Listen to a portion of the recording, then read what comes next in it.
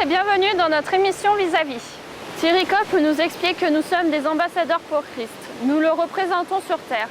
Notre mission est de réconcilier le monde avec Dieu.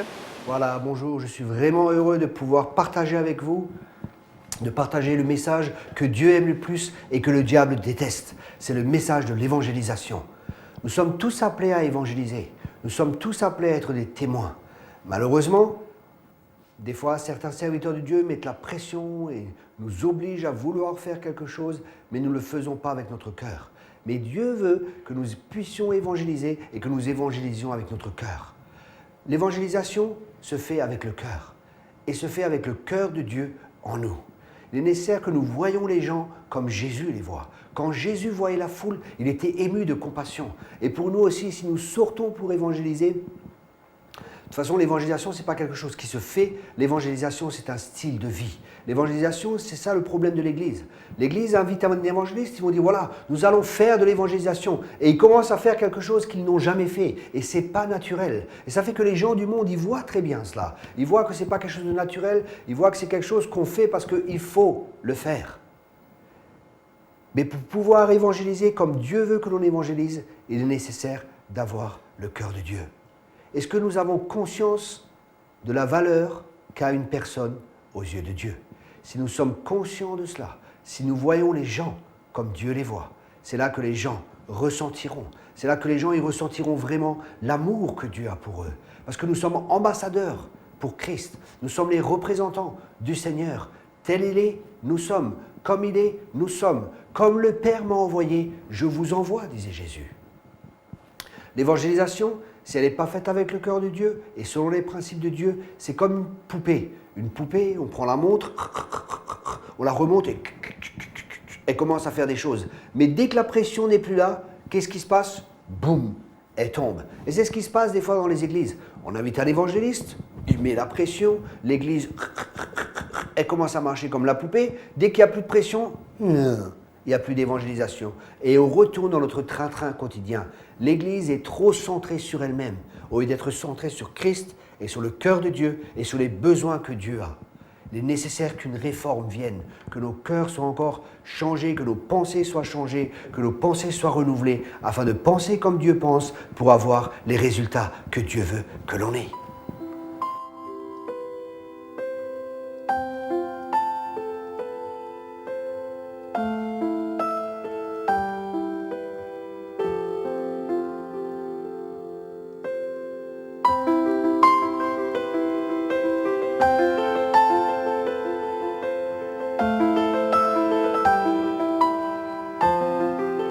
Un évangéliste, un pêcheur professionnel. On se dira, celui-là, on va l'inviter, on a fait ce qu'il y a à faire, il va faire notre boulot et on se donne bonne conscience. De temps à autre, bon, peut-être on donne notre témoignage, peut-être, si la personne est vraiment dans le besoin et si la personne nous dit vraiment, mais vous avez quelque chose que j'aimerais avoir. Et cela arrive, cela m'est arrivé que des personnes disent, waouh, je vois une lumière dans vos yeux, vous êtes toujours joyeux, qu'est-ce qui se passe? Et je sentais, et par là, Dieu m'ouvrait la porte pour que je puisse témoigner. Mais notre appel, l'appel de chaque chrétien, c'est d'être un réconciliateur. C'est de réconcilier le monde avec Dieu. Les ministères sont là, les évangélistes sont là, pas pour faire le travail, ils sont là pour vous enseigner, pas pour faire votre travail, mais pour vous enseigner comment gagner des âmes, pour que vous puissiez faire l'œuvre du ministère. Les ministères, moi, en tant que ministère, je ne peux pas être à votre lieu de travail, mais vous pouvez être à votre lieu de travail. Par exemple, une personne qui se convertit, elle se convertit, puis elle arrive à son travail, elle dit à son collègue, « Waouh, super, je suis vraiment dans la joie ». Et le collègue lui dit, mais qu'est-ce que tu as? Il dit, ben écoute, quelqu'un m'a parlé de Jésus-Christ, je me suis converti, c'est merveilleux, il est nécessaire aussi que tu acceptes Jésus-Christ. Et la personne à côté de lui dit, mais tu sais, moi, ça fait 10 ans que je suis chrétien, ça fait 10 ans que je fréquente une église. Et l'autre, il se dit, mais pourquoi tu m'as jamais rien dit? Mais ça ne se voyait même pas que tu étais chrétien. Vous voyez? Il est nécessaire qu'on ne perde pas le feu du premier amour. Cet homme avait le feu. Il avait le feu du premier amour. Et prions vraiment que Dieu touche à nouveau nos cœurs, que Dieu nous donne de nouveau sa compassion pour les perdus. Par nous-mêmes, on ne peut pas le faire. Mais demandons et vous recevrez. Jésus nous a tout donné. Il nous a envoyé son esprit pour que nous soyons des témoins à Jérusalem, Judée et partout, à toutes les extrémités de la terre. La première erreur, c'est de vouloir faire de l'évangélisation. Et nous pouvons nous poser 3 questions. Quel est le but de l'évangélisation? Quand commence-t-elle? Et quand est-elle finie? L'évangélisation, le but, c'est de faire des disciples. C'est le but principal. Allez de par toutes les nations et faites des disciples. Nous ne sommes pas là pour faire des convertis, nous sommes là pour faire des disciples. Nous sommes là pour nous reproduire. Tout ce que Dieu a créé, il l'a créé pour que ça se multiplie et pour que ça se reproduise. Et ça se multiplie et ça se reproduit quand c'est sain et quand c'est en bonne santé. Et malheureusement, l'Église actuellement, je ne vois pas trop qu'elle se reproduit. Bien sûr, dans certains pays, oui. Et je ne veux pas être négatif, je ne veux pas juger. Je constate simplement et je pense qu'il y a quelque part, il y a un problème. Mais la bonne nouvelle, c'est que Jésus construit son Église et que les portes de l'enfer ne prévaudront pas contre elle et que c'est lui qui est responsable pour cela. Et Dieu va amener de nouveau, remettre les choses de nouveau en ordre comme elles doivent être. Les priorités seront de nouveau à la bonne place.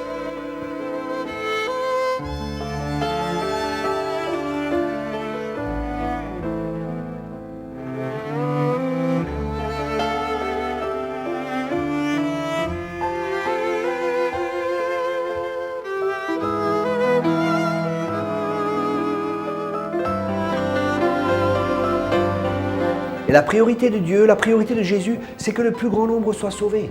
C'est que tous parviennent à la connaissance de la vérité. Notre rôle, c'est simplement d'annoncer l'Évangile. Notre rôle, ce n'est pas de convertir les gens. Notre rôle, c'est d'annoncer l'Évangile. Le Saint-Esprit, c'est lui qui amène la vie, c'est lui qui vivifie, c'est lui qui va convaincre de péché, de justice et de jugement. Nous, notre rôle, c'est de présenter Christ. C'est d'être comme le Seigneur. C'est le but. Sinon, on pourrait déjà être enlevé. Mais il y a 2 buts principaux pour lesquels nous sommes encore sur terre.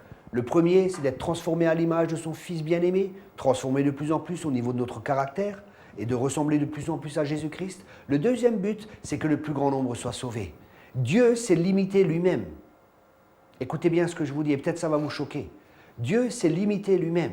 Dieu nous a choisis pour que nous soyons des messagers de bonnes nouvelles. Dieu pourrait envoyer des anges, le monde entier, les anges pourraient faire le travail, Dieu pourrait se révéler d'une manière surnaturelle, et Dieu pourrait faire tout sans nous. Mais non, mais Dieu est notre Père, et Dieu se réjouit quand nous faisons ce qu'il nous demande de faire. Et notre rôle sur cette terre, c'est d'être des témoins, d'être des réconciliateurs, d'être des ambassadeurs pour Christ. Peut-être on se dit, oui, mais ça coûte un sacrifice. Et c'est vrai, des fois, ce n'est pas toujours facile d'aller vers les personnes et de leur parler du Seigneur. Des fois, j'amène des églises dans la rue pour évangéliser, ou quand je fais des séminaires d'évangélisation. Et à chaque fois, croyez-moi, c'est un combat. À chaque fois, je dois combattre les pensées qui viennent. À chaque fois, je dois combattre ces pensées qui disent « mais de toute façon, ça ne sert à rien ». À chaque fois, je dois combattre « mais les gens vont te rejeter ». Mais les gens, et de toute façon, ça ne sert à rien, ça ne fonctionnera pas. Et ça, c'est le bon combat que nous avons. C'est le combat de la foi. Vous savez, beaucoup de gens dans les églises, ils font du combat spirituel, ils combattent contre des démons qui n'existent même pas, ils lient des choses, ils délient des choses, mais dès qu'on leur dit de témoigner du Seigneur, c'est fini, il n'y a plus personne. Il est nécessaire que l'Église revienne à la réalité et qu'on aille confronter là où il est nécessaire de confronter. Il est nécessaire qu'on sorte de notre aquarium et qu'on soit comme Jésus. Jésus était où? Jésus était parmi les pécheurs, les gens de mauvaise vie et parmi les publicains. C'est là que l'Église doit être. Nous sommes la lumière. Et la lumière est efficace là où il y a les ténèbres. Et bien souvent, nous sommes enfermés sur nous-mêmes, nous critiquons Pierre, Paul, Louis et Jacques, et nous nous critiquons entre nous, et le diable est là avec ses anges, et ils disent, ils sont tous au chômage parce qu'ils n'ont plus de travail. Parce qu'au lieu d'avoir les bonnes priorités, nous avons été séduits. Et l'Église en partie a été séduite, avec des choses soi-disant spirituelles, mais qui nous éloignent de ce qui est vraiment nécessaire, d'aller, d'annoncer l'Évangile et de faire de toutes les nations des disciples. C'est si simple. Revenons à notre premier amour. Revenons aux bonnes priorités.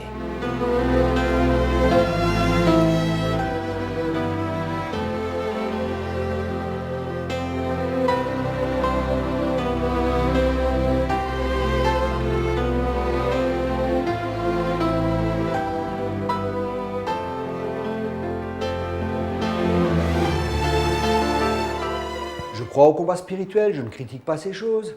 Comprenez-moi bien, mais je vois aussi qu'il y a des excès. Je vois des gens, ils sont tout le temps en train de combattre le diable et ils ont un gros diable et un tout petit Dieu. Mais aujourd'hui, mon ami, tu peux changer. Si ton Dieu ne fonctionne pas, tu peux prendre le mien. Tu peux changer et vraiment revenir à ton premier amour. Jésus, il est venu pour chercher ce qui est perdu. Il est venu pour sauver ce qui est perdu. Et il n'a pas changé. Le Jésus qui habite en toi, il est le même. Il veut encore et toujours encore sauver les perdus. Mais c'est à toi et à moi de lui permettre de vivre au travers de nous et de quitter cette crainte, de quitter ces peurs. Et Dieu nous promet qu'il est avec nous jusqu'à la fin des temps et qu'il accompagnera sa parole par des signes, des miracles et des prodiges. Renouvelons notre intelligence, ne nous mentons pas à nous-mêmes, sortons de cette séduction et faisons tout simplement ce que Dieu nous demande. Dieu t'appelle à être un témoin. Quand Dieu te donne une vision, Dieu donne la provision. Dieu nous équipe pour que nous puissions témoigner efficacement pour lui. L'évangile, c'est quelque chose de radical. C'est appeler les gens à devenir des disciples. Et nous devons nous convertir 3 fois. Peut-être certains vont se dire, convertir 3 fois, c'est une nouvelle doctrine. Laissez-moi vous communiquer le fond de ma pensée. Je pense qu'il est nécessaire de se convertir 3 fois. Premièrement, il est nécessaire de se convertir à Dieu, de donner notre vie à Dieu, à reconnaître Jésus, non pas seulement comme sauveur, mais aussi de reconnaître Jésus en tant que Seigneur de notre vie. C'est-à-dire qu'il nous donne ses pensées et nous suivons ses pensées, non pas que ma volonté se fasse, mais que ta volonté se fasse. Ça, c'est la première conversion. La deuxième conversion, c'est de quitter notre individualisme et de rejoindre une église, de faire partie de la famille de Dieu. Parce qu'en France, on est tellement individualiste, on est rebelle. Non, moi, de toute façon, je fais ce que je veux, je sais ce qui est bien. Et là aussi, il est nécessaire de se convertir à cela, de faire partie d'une église et de travailler dans une équipe et de travailler en équipe. Et maintenant, la troisième conversion, c'est quoi ? Si on arrive à la deuxième conversion, on est dans une église, on se sent bien, on est avec des frères et des sœurs, on fait partie d'un club chrétien et c'est si beau, on n'a plus d'amis dans le monde et là il est nécessaire de se convertir une 3e fois, de se convertir et de repartir dans le monde. Mais repartir dans le monde, pas pour être influencé par le monde, mais pour influencer le monde, de repartir dans le monde en annonçant le message de l'Évangile.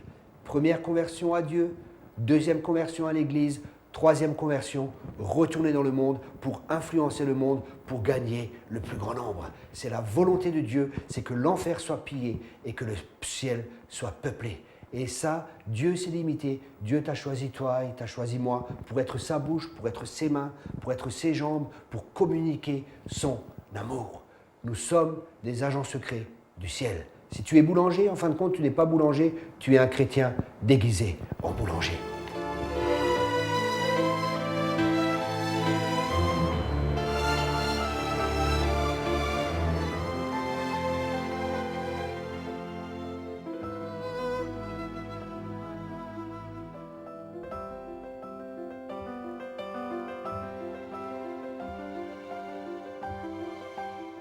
Comme je viens de dire, l'évangélisation, ce n'est pas quelque chose qui se fait, c'est un style de vie. Simplement, prenez du temps avec Dieu, voyons Jésus comme il était avec les personnes. Nous avons des fois des classes de personnes. Voyons, cette personne, oui, celle-là, elle peut recevoir le salut. Celle-là, non, Dieu, je ne pense pas qu'il va l'aimer. Je ne pense pas que Dieu va s'intéresser de cette personne. Pour avoir les résultats de Jésus, il est nécessaire de voir comme Jésus, il est nécessaire de penser comme Jésus pour pouvoir agir comme Jésus. Parce que l'homme est tel que sont les pensées de son cœur. Et c'est pour ça qu'il est important de renouveler notre intelligence, de penser comme Jésus et de voir comme Jésus. Je vais vous donner un exemple.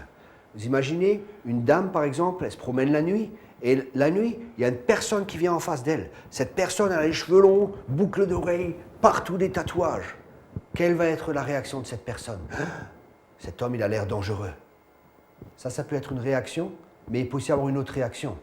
Si cette personne, si cette femme est la mère de ce jeune homme, elle sera remplie d'amour, elle sera remplie de compassion, elle le verra d'une autre manière. Et c'est ainsi que Dieu veut que nous voyons les gens. Jésus vit la foule et il fut ému de compassion. Il est important que le moteur qui nous motive pour l'évangélisation soit l'amour des âmes, soit la compassion des âmes. Jésus guérit beaucoup de malades parce qu'il était ému de compassion. La guérison aussi, il est nécessaire d'avoir un cœur plein de compassion. Compassion, c'est souffrir avec ceux qui souffrent, pleurer avec ceux qui pleurent et aussi rire avec ceux qui rient. Avoir le cœur de Dieu pour les personnes. Et c'est ma prière, chers auditeurs, que vous ayez le cœur de Dieu, que nous ayons le cœur de Dieu, que la compassion de Dieu soit dans nos cœurs, pour que nous puissions aller, que cette compassion nous motive à nous lever de nos bancs d'église, que cette compassion nous motive à quitter la tradition, à quitter la religion, à quitter notre confort, à quitter notre position où nous croyons que nous sommes riches alors que nous sommes nus, à quitter cette position d'autosatisfaction et à faire ce que le Seigneur nous demande de faire. Allez de par toutes les nations et faites des disciples. Si nous avons cette motivation, si le feu du premier amour est en nous, on n'aura pas besoin de nous dire « allez évangéliser ». C'est quelque chose de tout à fait normal. Nous serons des témoins partout où nous sommes. Nous voulons témoigner, nous voulons partager ce que nous avons vécu, ce que nous avons vu et ce que nous avons entendu et ce que nous vivons avec Dieu. Chacun de nous, si nous sommes chrétiens, nous avons une expérience avec Dieu. Et Dieu nous donne une arme, c'est notre témoignage.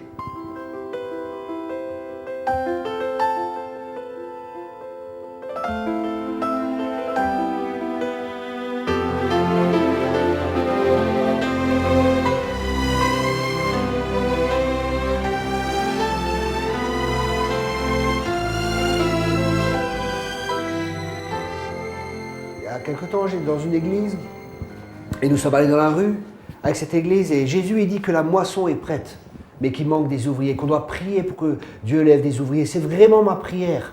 Ô Père, que des ouvriers se lèvent pour cette moisson. Souvent dans des églises, on entend oui, mais le monde est si dur et tout est si difficile. Et en fin de compte, nous croyons un mensonge. Si Dieu est avec nous, est-ce que c'est difficile ? C'est l'œuvre de Dieu de convertir les gens. C'est sûr, si nous on essaie de convertir les gens, c'est vrai que ça va être difficile. Si on le fait avec des moyens humains, c'est vrai que c'est difficile. Et nous croyons qu'on doit inviter des gens à venir dans l'église. Mais Jésus n'a jamais dit ça. Jésus l'a dit, allez. Et c'est à nous de sortir de l'église et d'aller vers le monde. Mais nous, on invite des évangélistes, on invite des ministères, et on croit que les gens vont venir dans le monde et dans l'église. Des fois, ça marche, parce que là, c'est la grâce de Dieu. Mais la volonté de Dieu, c'est qu'on soit comme Jésus, c'est qu'on aille dans le monde. Et là, justement, j'avais amené une église dans l'évangélisation. Puis en évangélisant, je rencontre un jeune homme, je lui témoigne du Seigneur, et il dit, vous savez, je suis homosexuel, et je souffre de cela. Et j'ai vraiment prié Dieu, guéris-moi de cela, fais quelque chose, je ne peux plus vivre de cette manière. Et il dit, j'ai fait cette prière hier, et aujourd'hui, vous êtes là. Est-ce que j'ai entendu une voix qui me disait, oui, va maintenant à tel et tel endroit, et là, il y a un homme qui a prié hier, qui t'attend, Thierry? Non. Je suis simplement allé. Et c'est en allant que Dieu m'a conduit. C'est en allant que Dieu m'a dirigé. Et c'est en allant que Dieu a dirigé cet homme aussi vers moi. Faisons simplement confiance au Seigneur. Si nous prions de faire sa volonté, c'est que le plus grand nombre soit sauvé. Sa volonté, mon ami, c'est que tu sois un témoin. Et vous allez voir, il y a énormément de joie. Il y a énormément de joie. La Bible nous dit qu'il y a énormément de joie dans le ciel. Les anges se réjouissent pour une personne qui est sauvée. Et si vous n'avez jamais vécu cette joie, vous pouvez aller témoigner en toute occasion, favorable ou non. Parlez du Seigneur Jésus-Christ. Parlez de ce qu'il a fait pour vous. Vous savez, si vous avez accepté Jésus-Christ, vous n'avez plus de crainte à avoir. Vous n'avez pas de crainte à avoir, la crainte d'être rejeté, la crainte de ne pas être accepté, parce que vous êtes pleinement accepté. Et Jésus a dit, celui qui me confesse devant les hommes, je le confesserai devant le Père. Donc, quand on confesse le Seigneur, Jésus-Christ devant les hommes, le Fils lui-même, Jésus, il te rend témoignage. Dernièrement, j'étais à un séminaire et une personne est venue et elle m'a dit, voilà, j'ai vu une vision sur ta vie, mon frère, et je voyais un coffre-fort. Et dans ce coffre-fort, il y avait des lingots d'or. Et ces lingots d'or, c'est toutes les âmes que vous touchez pour le Seigneur. C'est toutes les âmes que vous gagnez pour le Seigneur. Et cette vision, mon ami, elle est aussi pour toi. Si tu fais cela, ce sont des lingots d'or pour le Seigneur. Ce sont des trésors que tu gagnes pour l'éternité. Travaillons, non pas pour le temps présent, mais travaillons pour l'éternité. Travaillons avec sagesse. Le sage gagne des âmes. Ne vivons pas pour ce temps présent, mais vivons pour l'éternité. Amassons dans le grenier du Seigneur. Gagnons le plus grand nombre d'âmes, car les temps sont courts. Jésus revient bientôt.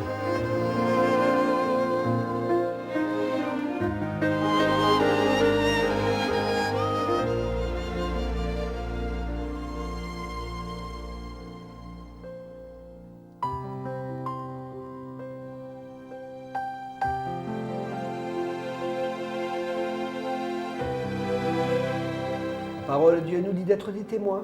Et c'est facile d'être un témoin. On témoigne de quoi? De ce qu'on a vu, de ce qu'on a entendu. On est réel, on est vrai. On n'essaye pas d'augmenter quelque chose. On n'est pas là pour être mis en avant. On est là pour présenter le Seigneur. Notre but, c'est de témoigner. Jésus, il a dit, le Saint-Esprit viendra, il prendra de ce qui est à moi et il me glorifiera. Et quand on témoigne de Jésus-Christ. On témoigne de ce que Jésus-Christ a fait dans notre vie. On est rempli du Saint-Esprit, on se prépare dans la prière, on est prêt en toute occasion. De toute façon, une vie chrétienne, c'est une vie de relation avec Dieu. On est toujours en relation avec Dieu, on vit avec Dieu. On est rempli du Saint-Esprit et le Saint-Esprit nous donnera les paroles nécessaires. Le Saint-Esprit, il m'est arrivé de parler avec des personnes où des personnes me posent des questions et je répondais totalement différemment à la question que les personnes me posaient. Mais ce que je disais aux personnes, c'était les besoins qu'ils avaient dans leur cœur. Dieu connaît les besoins dans leur cœur. L'évangéliste, c'est Christ en nous. Les permettons à Jésus de parler au travers de nous. Trop souvent, on essaye de il faut que je fasse des écoles d'évangélisation, il faut que je fasse ceci, j'ai pas encore, il faut que je fasse une école biblique pendant 10 ans et peut-être que je serai capable d'évangéliser. Laissez-moi vous dire, au début de ma conversion, je ne connaissais pas grand-chose, mais je savais une chose, je savais que Dieu m'aimait, et je savais que Dieu aimait ce monde, et je savais que Dieu m'avait sauvé. Et c'est cela. Les gens ont besoin de savoir qu'ils sont aimés. N'allons pas vers les personnes en leur disant tous leurs péchés, en leur disant tout ce qui ne va pas chez eux. Ça, ils le savent déjà. Ils n'ont pas besoin de nous pour cela, mais ils ont besoin de savoir qu'ils sont aimés et qu'ils peuvent être sauvés. Ça, ils ne le savent pas, et ça, c'est le message de l'Évangile. L'Évangile, c'est une bonne nouvelle. C'est la bonté de Dieu qui va pousser les gens à la repentance. Annonçons le message de l'amour de Dieu. Que Christ est mort pour eux, que Christ est ressuscité pour eux, que Christ a pris le péché, que Christ a pris toutes nos erreurs sur lui pour que nous ne soyons pas jugés, pour que nous puissions être pardonnés. Chers amis, si vous êtes là, si vous entendez ce message, et si vous n'êtes pas encore sauvés, vous pouvez tout simplement faire cette prière avec moi. La parole de Dieu nous dit, si tu crois dans ton cœur que Jésus-Christ est Seigneur, si tu crois qu'il est mort et qu'il est ressuscité, si tu le crois dans ton cœur et que tu le confesses de ta bouche, c'est là que tu seras sauvé. Alors si vous croyez cela, faites simplement cette prière après moi. Répétez simplement cette prière après moi, avec un cœur sincère. Seigneur Jésus, je viens à toi comme je suis. Je te demande pardon pour tous mes péchés. Viens dans mon cœur. Sois mon Seigneur et sois mon Sauveur. Je te donne ma vie. Je veux vivre pour toi. Merci de m'avoir accepté comme étant ton Fils. Dans le nom de Jésus, Amen.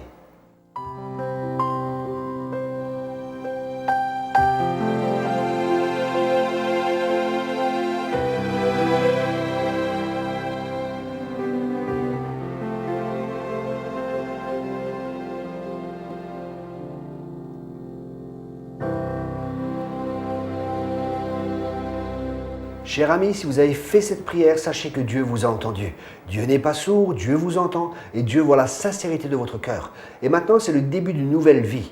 La Bible parle de différents stades spirituels. Vous venez d'entrer dans une famille et vous venez d'entrer dans le royaume de Dieu. Et là, il est nécessaire, la Bible dit que vous êtes né de nouveau. Ça veut dire que vous êtes comme un enfant. C'est une nouvelle vie qui commence pour vous. Et vous avez besoin d'un père, vous avez besoin d'une mère. Vous n'êtes pas orphelin. Trouvez une église.